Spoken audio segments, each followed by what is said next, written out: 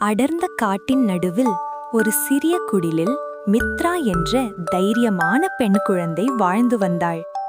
அவளுக்கு காட்டை மிகவும் பிடிக்கும். அவளுடைய நல்ல நண்பன் ஆரவ். இருவரும் இயற்கையை பாதுகாப்பதுதான் அவர்களின் கனவு. ஒரு நாள் மாலை நேரம் காட்டிலிருந்து ஒரு குட்டி மான் அழும் சத்தம் கேட்டது. இரவு ஆகிவிட்டதால் எல்லோரும் பயந்தார்கள். ஆனால் மித்ராவும் ஆரவும் நாம் பயப்படக்கூடாது, அந்த குட்டிக்கு உதவி செய்யணும் என்று முடிவு செய்தார்கள். கையில் ஒரு சிறிய விளக்கு பிடித்து மெதுவாக காட்டுக்குள் நடந்தார்கள்.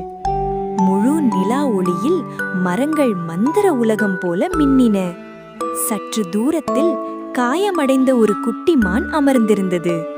மித்ரா மெதுவாக அருகில் சென்று, பயப்படாதே, நாங்க உன் நண்பர்கள் என்று சொன்னாள்.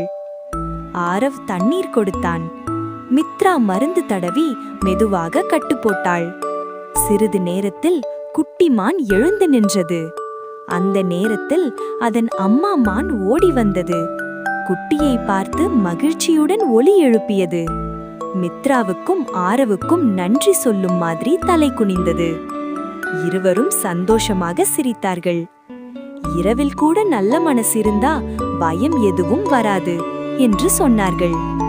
அந்த நாளிலிருந்து மித்ராவும் ஆரவும் காட்டின் சிறிய வீரர்களாக அறியப்பட்டார்கள்.